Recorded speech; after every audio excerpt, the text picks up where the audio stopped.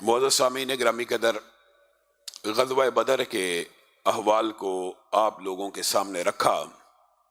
غزوہ بدر کی ایک اطلاع مسلمانوں کو ملی اور ایک اطلاع کافروں کو ملی۔ جب غزوہ بدر اختتام کو پہنچا تو رسول اللہ صلی اللہ علیہ وسلم نے جنگوں کے اندر ایک سنت کو اپنایا۔ وہ سنت یہ تھی کہ رسول اللہ صلی اللہ علیہ وسلم نے وہاں پہ 3 دن قیام کیا، اور پھر یہ رسول اللہ صلی اللہ علیہ وسلم کی ایک مستقل سنت ہو گئی، اور محدثین نے، فقہا نے ان 3 دن کے قیام کے حوالے سے بہت سی آراء رکھی ہیں۔ جو چاہتا ہے وہ ان کا تفصیل سے مطالعہ کر سکتا ہے۔ مختصر یہ کہ رسول اللہ صلی اللہ علیہ وسلم 3 دن قیام جہاں پہ بھی فتح حاصل کرتے تھے وہاں پہ اس لیے رکھتے تھے کہ پہلی بات، جو ساتھی بیمار ہیں، جو زخمی ہو گئے ہیں، ان کی اچھی طرح دیکھ بھال ہو جائے، جو فوت ہو گئے ان کے جنازوں کا، ان کے کفن دفن کا انتظام ہو جائے، جو مال غنیمت ملا ہے اس کی مناسب تقسیم ہو جائے۔ اسی طرح ایک حکمت یہ بھی ہے کہ جن کو شکست دی ہے وہیں پہ ٹھہر جانا اس بات کی علامت ہوتا ہے کہ ہم منتظر ہیں، اگر تم پلٹ کر وار کرنا چاہتے ہو ہم یہیں پہ بیٹھے ہیں، ہم تم سے خوف زدہ نہیں ہیں، ہم تم سے ڈرنے والے نہیں ہیں۔ اس طرح کی دیگر حکمتیں بھی فقہا نے بیان کی تو رسول اللہ صلی اللہ علیہ وسلم نے سنت کو بھی اپنایا۔ آپ کے سامنے غزوہ بدر کے بعض قیدیوں کا ذکر کیا۔ اب یہ معاملات تو ادھر چل رہے ہیں، اور ادھر مکہ مکرمہ میں سب سے پہلی اطلاع غزوہ بدر میں شکست کی ابن عبداللہ الخزاعی نے جا کے دی، اور وہ اونٹ کو خانہ کعبہ کے قریب، بیت اللہ کے قریب باندھتا ہے، اور عجیب و غریب انداز میں، مرثیے کے نوحے کے انداز میں عتبہ مارا گیا، شیبہ مارا گیا، ابو جہل مارا گیا، ولید مارا گیا، امیہ بن خلف مارا گیا۔ اب مکہ کے لوگ اپنے ان سرداروں کے نام سن رہے ہیں اور کہہ رہے ہیں یہ کوئی پاگل ہے، یہ کوئی خپتی ہے، یہ کوئی مجنون آدمی آ گیا ہے۔ صفوان بن امیہ جنہوں نے ابھی اسلام کو قبول نہیں کیا، خانہ کعبہ حتیم کے قریب بیٹھے ہیں، کہنے لگے اس سے پوچھ، امیہ کے بارے میں بھی کہتا مارے گئے ہیں، یہ جو صفوان ہے کیا یہ بھی مارا گیا؟ اگر یہ کہے گا مارا گیا ہے تو ہم سمجھ لیں گے کہ اس کی عقل کے اوپر نشے نے غلبہ کیا ہے یا محبوط الحواس ہو گیا ہے۔ انہوں نے کہا صفوان کا کیا بنا؟ کہا صفوان کا کیا پوچھتے ہو، وہ تو سامنے بیٹھا ہے۔ یہ بات سن کے پورے قریش مکہ کے اوپر سکتہ طاری ہو گیا، ایک عجیب سی کیفیت یقین نہ آنے والی۔ اتنی دیر میں دیگر رؤساء اور سردار بھی آ رہے ہیں۔ باب یہ بھی طویل ہے، مختصر کر کے آپ کے سامنے رکھتا ہوں۔ ابو سفیان بھی آئے، ابھی انہوں نے بھی اسلام کو قبول نہیں کیا ہوا۔ ابو لہب کہنے لگا یہ جو میرا بھتیجا آ رہا ہے نا، یہ اس سے صحیح انفارمیشن ملے گی، سچی بات تو یہ بتلائے گا کہ اصل میں ہوا کیا۔ ابو لہب نے ابو سفیان کو قریب بلا کے پوچھا بھتیجے یہ جو خبریں آ رہی ہیں کیا یہ درست ہیں؟ ابو سفیان کہنے لگے ابو لہب کیا بات کرتے ہو، خبریں تو ایسی عجیب ہیں کہ تم حیران رہ جاؤ۔ جنگ ہونا، مقابلہ ہونا تو عجیب بات ہے، اچنبے کی بات ہے۔ ابھی جنگ شروع ہوئی تھی اور مسلمان جیسے چاہتے تھے ہمیں مارتے تھے، اور میں اپنے ساتھیوں کی بہادری کے اوپر کوئی گلہ اور شکوہ نہیں کرتا۔ ہمارے مد مقابل کچھ ایسے لوگ آسمان سے اترے تھے جنہوں نے سفید رنگ کے کپڑے پہنے ہوئے تھے، چتکبرے گھوڑے ان کے پاس تھے۔ یہ ابو سفیان ایک مرتبہ پہلے بھی آپ کے سامنے ان کا واقعہ رکھا کہ ابھی اسلام قبول نہیں کیا، سچ بولتے تھے، سچے تھے۔ اس کے سامنے بھی جب ہجرت ہوئی وہاں پہ بھی سچ بولا، یہاں پہ بھی ابو لہب سے سچ بول رہے ہیں۔ عجیب و غریب مخلوق آسمان سے نازل ہوئی، جیسے چاہتی تھی باندھ کر پکڑ کر۔ میں اپنے ساتھیوں کی بہادری کے اوپر کوئی شک و شبہ نہیں کرتا۔ ابو رافع وہ غلام جن کو رسول اللہ صلی اللہ علیہ وسلم نے آزاد کیا تھا، اس وقت آپ کو پتہ ہے وہ ادھر ہی تھے، اور ابو لہب کو جب یہ واقعہ جناب ابو سفیان سنا رہے ہیں، اچانک پردے کی اوٹ سے کہنے لگے اللہ کی قسم وہ آسمان سے نازل ہونے والے فرشتے تھے جو تمہیں قتل کر رہے تھے۔ ابو لہب کے دل کو چوٹ پہنچی اور اس نے ابو رافع کو نیچے گرایا کشتی کے اندر۔ وہ مضبوط طاقتور رسول اللہ صلی اللہ علیہ وسلم کا یہ چچا بڑا مضبوط طاقتور تھا، اور اس نے ابو رافع کو زمین پہ گرایا، اس کو زد و کوب کیا۔ تو ام فضل نے اپنا لکڑی کا ڈنڈا اٹھایا اور ابو لہب کے سر کے اوپر دے مارا کہ اگر میرا خاوند موجود نہیں ہے تو کیا سمجھے گا کہ اس کے غلاموں کے اوپر ظلم کرے گا؟ ایسا نہیں ہو سکتا۔ یہ خبر اتنی سنگین تھی، محدثین مورخین نے لکھا ہے قریش مکہ کے لیے، کہ ابو لہب اس خبر کے سننے کے بعد 7 دن کے اندر اندر مر گیا، صرف خبر کے سننے کے بعد۔ اللہ تعالیٰ نے ایک پھوڑا طاعون نما اس کو نکالا تھا، پہلی لاٹھی ام فضل نے سر پر ماری، دماغ ٹھکانے آ گیا، اتنے غم میں مبتلا ہوا، وہ سارے دوست ساتھی مارے گئے۔ یہ خود آپ کو پتا جنگ بدر میں ایک وجہ سے شرکت نہیں کر سکا تھا، لیکن اس نے اپنے بدلے میں ایک بندہ بھی بھیجا تھا۔ مختصر یہ کہ پہلی بات جیسے ہی خبر پہنچی ابو لہب نے سنی، 7 دن کے اندر اندر مارا گیا۔ اور وہاں پہ مدینہ کے اندر بھی ایک عجیب بات ہوئی، ادھر ابو لہب 7 دن اس خبر کو برداشت نہ کر سکا، ادھر عبداللہ ابن ابی جو آج تک اعلانیہ اسلام قبول نہیں تھا کرتا، جیسے یہ خبر سنی اسلام کو قبول کر لیا۔ یہ ایک لمبا چوڑا باب ہے، وقت آئے گا انشاءاللہ اس حوالے سے بھی اگر وقت ملا آپ کے سامنے رکھیں گے۔ تو مسلمانوں کے یہ 2 دشمن، ایک نے ظاہری طور پہ اسلام قبول کر لیا اور ایک بدر میں قتل نہ ہونے کے باوجود اللہ کے ہاتھوں قتل ہو گیا۔ اب صفوان بن امیہ، آپ بتائیں اس کا والد، اس وقت انہوں نے ابھی اسلام قبول نہیں تھا کیا، امیہ بن خلف مارا گیا، ولید مارا گیا۔ صفوان ایک مرتبہ خانہ کعبہ میں بیٹھا ہوا ہے، یہ انہی دنوں کی بات ہے، عمیر بن وہب کے ساتھ گفتگو کر رہا ہے، اور عمیر بن وہب انہوں نے بھی ابھی اسلام کو قبول نہیں کیا، اور آپ کو پتہ یہ قریش کے اندر بڑے ایک لقب سے مشہور تھے کہ جس کو ہم سمجھتے ہیں کہ صحابہ کے بارے میں چاہے قبل الاسلام ہو ایسی بات نہیں کہنی چاہیے، یعنی بہت زیادہ مشہور تھے کہ شاطر ہیں، تیز ہیں۔ اور یہی ہیں وہ جنہوں نے، آپ کے علم میں ہوگا کہ بدر کے شرکاء کی تعداد قریش مکہ کو بتائی تھی، اور خود بھی بدر کے مارکے میں شریک ہوئے تھے۔ صفوان ان سے کہنے لگا اب جینے کا کیا مزہ، باپ بھی مارا گیا، بھائی بھی دنیا سے چلا گیا، وہ جو ساتھی تھے، وہ جو مجلسیں تھیں، وہ جو یہاں پہ لگا کرتی تھیں، عتبہ، شیبہ، ابو جہل، اب جینے کا کوئی لطف نہیں رہا، زندگی بیکار سی محسوس ہوتی ہے، اور دل میں انتقام ہے، انتقام کی آگ جل رہی ہے۔ عمیر بن وہب نے اسی وقت موقع غنیمت جانا اور کہنے لگے کہ صفوان، یہ جو آگ ہے اس کو میں ٹھنڈا کر سکتا ہوں، لیکن میرے پاس وسائل موجود نہیں ہیں۔ اگر مجھے اپنے بیوی بچوں کے فقر و فاقے کا اندیشہ نہ ہو، اور وہ جو قرضے میں نے لوگوں کے ادا کرنے ہیں اگر مجھے ان کا ڈر نہ ہو، تو نعوذ باللہ ثم نعوذ باللہ میں محمد صلی اللہ علیہ وسلم کا سر قلم کر سکتا ہوں۔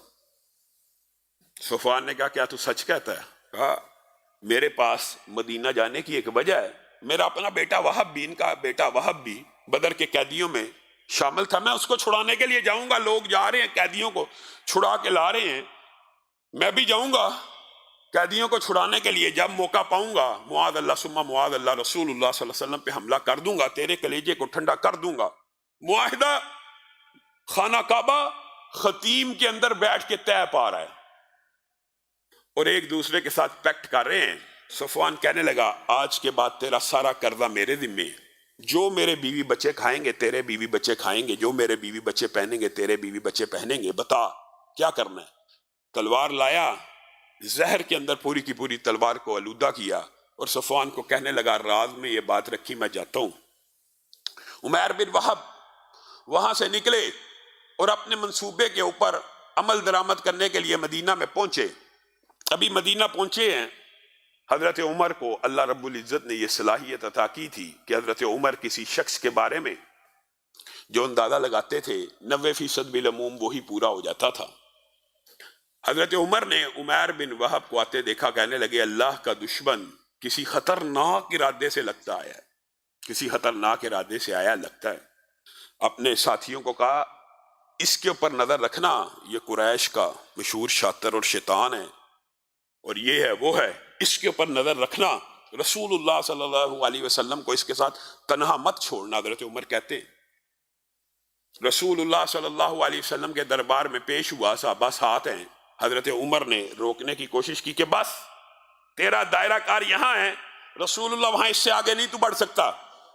تلوار گلے میں لٹکائی ہوئی ہے، اسی کو گرفتار کر کے رسول اللہ کے دربار میں پیش کر رہے ہیں. رسول اللہ صلی اللہ علیہ وسلم نے عمر کو کہا چھوڑ دے، اس کو میرے قریب آنے دے. اب عمیر کی بھی دلوں کی دھڑکن بے ترتیب ہونے لگی کہ اب موقع ہے، اسی وقت کام کرنا ہے یا کسی اور موقع کو پانا ہے. رسول اللہ صلی اللہ علیہ وسلم نے عمر کو، صحابہ کو کہا بیٹھ جاؤ، پیچھے ہٹ جاؤ، اس کو براہ راست میرے قریب آنے دو. یہ رسول اللہ صلی اللہ علیہ وسلم کا انداز تبلیغ بھی تھا اور لوگوں کے ساتھ حسن سلوک بھی تھا کہ اپنے دشمن کے ساتھ بھی جب بات کرتے نہایت قریب کر لیا کرتے، نہایت پیار اور محبت سے اس سے گفتگو کرتے تاکہ اس کے دل کے اوپر اثر ہو جائے. عمیر کو بھی کہا قریب آؤ. جب قریب آئے کہنے لگے عمیر کس ارادے سے آئے ہو؟ اللہ کے رسول، اس وقت تو ظاہر ہے ایمان نہیں تھا لایا. رسول اللہ کو مخاطب ہو کے کہنے لگا میرا بیٹا آپ کی قید میں ہے، اس کو چھڑوانے کے لیے آیا ہوں. رسول اللہ صلی اللہ علیہ وسلم مسکرانا شروع ہو گئے. یہ جو گلے میں تلوار لٹکی ہے اس کا کیا؟ عمیر نے بڑا شاطرانہ جواب دیا ان تلواروں نے ہمارے ساتھ کیا اچھا کیا؟ ایک دوسرے کو قتل کیا، ایک دوسرے کے بچوں کو یتیم کیا. ان تلواروں کو اللہ غارت کرے. رسول اللہ صلی اللہ علیہ وسلم پھر مسکرانا شروع ہو گئے. کہا عمیر قریب تو آؤ.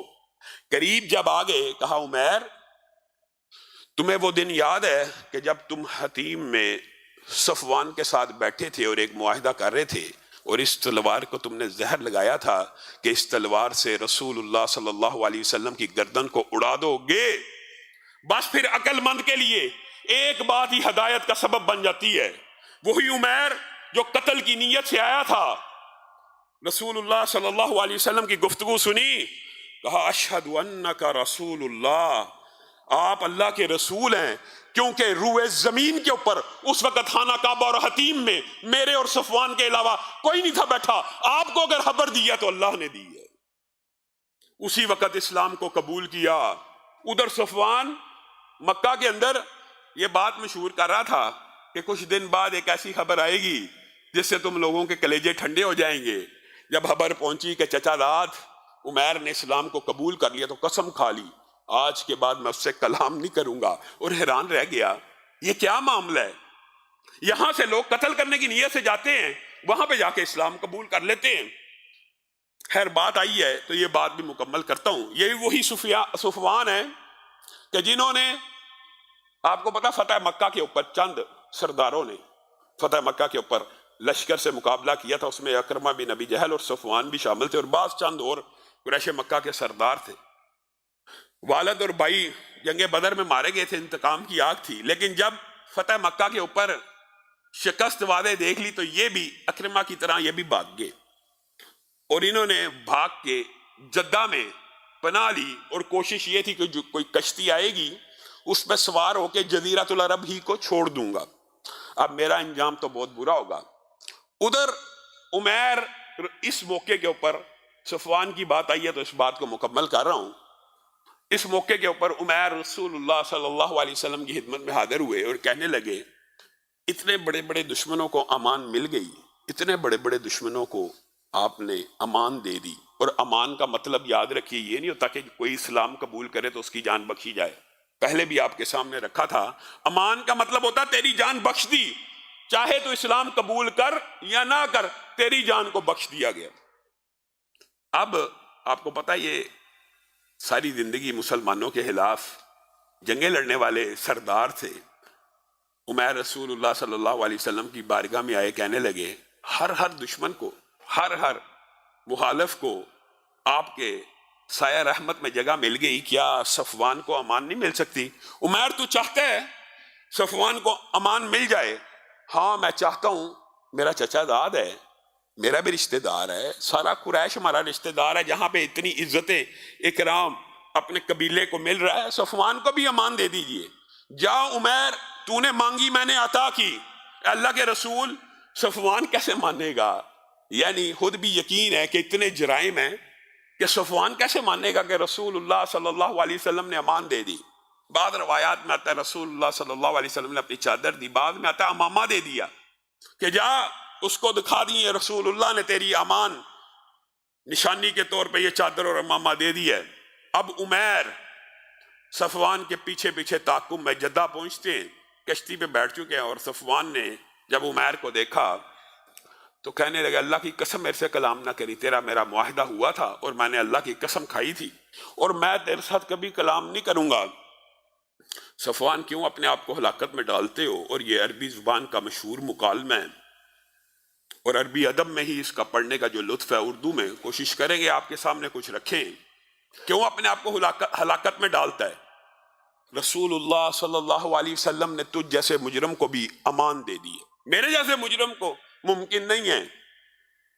یہ امامہ دیکھ رہا ہے، یہ چادر دیکھ رہا ہے، یہ رسول اللہ صلی اللہ علیہ وسلم نے بطور نشانی عطا کی ہے۔ کیا باتیں کر رہا ہے؟ مجھے امان مل سکتی ہے؟ کبھی نہیں مل سکتی۔ اور فدا کا ابی و امی، یہ عمیر نے تبلیغی حکمت عملی کو اختیار کیا۔ صفوان تجھ پہ میرے ماں باپ قربان ہو تاکہ دل نرم پڑ جائے۔ صفوان میرے سے کلام کر، تجھ پہ میرے ماں باپ قربان ہو۔ ہوا افضل الناس، ہوا احلم الناس، ہوا افضل الناس، ہوا احلم الناس۔ اے صفوان تجھے کیا پتا رسول اللہ صلی اللہ علیہ وسلم کیا ہیں؟ وہ لوگوں میں سب سے زیادہ افضل ہیں، وہ لوگوں میں سب سے زیادہ حلیم ہیں، وہ لوگوں میں سب سے زیادہ رحم کرنے والے ہیں۔ ہوا اجود الناس، وہ لوگوں میں سے سب سے زیادہ سخی ہیں۔ تو اپنی امان کی بات کرتا ہے؟ خدا کی قسم اگر تو رسول اللہ صلی اللہ علیہ وسلم کی سایہ شفقت میں آ جائے، تجھے پتہ ہی نہیں رسول اللہ صلی اللہ علیہ وسلم تیرے ساتھ کیا معاملہ کرے۔ اچھا، عزہ عزک، شرفہ شرفک، ملکہ ملکک، ان کی عزت تیری عزت ہے، تیرے رشتہ دار ہیں، ان کا شرف تیرے لیے باعث شرف ہے، ان کی بادشاہت صفوان تیری بادشاہت ہے۔ تمہیں کس چیز نے دھوکے میں ڈال دیا؟ اپنے ہی قوم اور قبیلے میں پیدا ہونے والے نبی کے خلاف تلواروں کو سونت لیا۔ ان کی عزت قریش کی عزت ہے، ان کا وقار قریش کا وقار ہے۔ صفوان کا کلیجہ اب پسیج رہے، میں ایک شرط کے اوپر تیرے ساتھ چلوں گا کہ تو نے مجھے امان میں رکھنا ہے۔ اگر رسول اللہ صلی اللہ علیہ وسلم تیری بات کی تصدیق کر دیں، انہوں نے مجھے امان دیا، میں رک جاؤں گا، ورنہ میں پھر تو پابند ہے مجھے یہاں پہ واپس چھوڑنے کا۔ ٹھیک ہے چل۔ رسول اللہ صلی اللہ علیہ وسلم کے پاس گیا اور گھوڑے سے نہ اترا، کہنے لگا اے محمد صلی اللہ علیہ وسلم، کیا آپ نے میرے جیسوں کو بھی ازلی دشمنوں کو امان دے دی ہے؟ رسول اللہ نے کہا صفوان نیچے اتر، اللہ کی قسم تو امان میں ہے، کوئی میرا ساتھی تلوار تو دور کی بات ہے تجھے تنکا بھی نہیں لگائے گا۔ اچھا، حیرت زدہ ہو رہ گیا۔ رسول اللہ صلی اللہ علیہ وسلم کی امان پا کے خود بھی حیران ہے، خود بھی ششدر ہے۔ اب رسول اللہ صلی اللہ علیہ وسلم کو علم تھا کہ صفوان کے گھر میں بہت سا اسلحہ بھی پڑا ہے، قریش مکہ کا اور اسلحانے کا نگہبان تھا قریش کے سارے ہتھیاروں کا، اور اس کے پاس بہت زیادہ اسلحہ تھا، بہت بڑا سردار تھا۔ رسول اللہ صلی اللہ علیہ وسلم نے کہا صفوان حنین کا مارکا، حنین کے لیے جانا ہے، ہمیں تیرے اسلحے کی ضرورت ہے، کیا ہمیں دے گا؟ کہا اب تو میں آپ کا قیدی ہوں، اب تو میں آپ کی امان میں ہوں، آپ جیسے چاہیں قبضہ بھی کر سکتے ہیں، کیا زبردستی لے رہے ہیں کہ مانگ کے لے رہے ہیں؟ رسول اللہ صلی اللہ علیہ وسلم نے کہا تھا بل عاریۃ مضمونۃ، بلکہ مانگ کے لے رہا ہوں، ادھار لے رہا ہوں، ضمانت کے طور پہ لے رہا ہوں، جو جو چیز ٹوٹی ہوگی واپس کی جائے گی۔ صفوان کے کلیجے کو چوٹ پہنچی کہ کبھی فاتح بھی چیزیں عاریتاً لیتے ہیں، کبھی فاتح بھی مانگ کے کوئی چیز لیتے ہیں۔ دل کے اندر تبدیلی آنا شروع ہو چکی ہے، کہنے لگا آپ کو عطا کیے۔ رسول اللہ صلی اللہ علیہ وسلم کے ساتھ حنین کے مارکے میں شریک ہوا اور رسول اللہ صلی اللہ علیہ وسلم سے کہا مجھے 4 مہینے عطا کیجئے، میں اسلام کو سٹڈی کرنا چاہتا ہوں، اگر 4 مہینوں میں میرے ذہن میں اسلام سچا مذہب ہوا قبول کر لوں گا، نہیں تو آپ کا راستہ چھوڑ دوں گا، آپ اپنا کام کرنا، میں اپنا کام کروں گا۔ لیکن حنین کی واپسی کے اوپر، حنین کے اندر انہوں نے رسول اللہ صلی اللہ علیہ وسلم کی طرف سے جنگ بھی تھی کی، لیکن اسلام قبول نہیں تھا کیا۔ حنین کے مارکے سے واپس آئے، صفوان خود بیان کرتے ہیں، میں بطور مسلم تو حنین میں شامل نہیں تھا ہوا، لیکن رسول اللہ صلی اللہ علیہ وسلم نے مجھے اتنا عطا کیا، ایک ایک لمحے کے اوپر، ایک ایک میل کے اوپر، ایک ایک سفر کے اوپر، ہر لحظہ، ہر آن مجھے اتنا دیا کہ میرے دل سے نفرت، بغض، حسد کی ایک دیوار ٹوٹتی چلی گئی۔ وہ جو 4 مہینے کا میں نے محمد الرسول اللہ صلی اللہ علیہ وسلم سے ٹائم مقرر کیا تھا، صرف 3 ہفتے نہیں تھے گزرے، میں نے رسول اللہ کے سامنے، ان کے دربار میں، ان کے سامنے بیٹھ کے کہا تھا، اشہد انک رسول اللہ، اے اللہ کے رسول، آپ یقیناً اللہ ہی کے رسول ہیں۔ یہ اخلاق، یہ معاملات، یہ حسن تعامل آپ کے علاوہ کوئی نہیں کر سکتا۔ یہ وہی صفوان ہیں کہ پھر جن کے خاندان کے اندر عظمتوں کی داستان ہے۔ میرے بھائیوں، آپ کو کچھ لوگوں نے گمراہ کیا ہوا، ہاں ٹھیک ہے، ابتدا میں قریش مکہ کے ساتھ رسول اللہ صلی اللہ علیہ وسلم کی جنگیں ہوئی، لیکن انہی سرداروں کے بیٹوں نے رسول اللہ کے ہاتھ کے اوپر اسلام کو قبول کیا، اور پھر جب مکہ پہنچے تو پتہ لگا جس نے ہجرت نہیں کی اس کا کوئی اسلام نہیں، ہجرت کر کے مدینہ آ گئے۔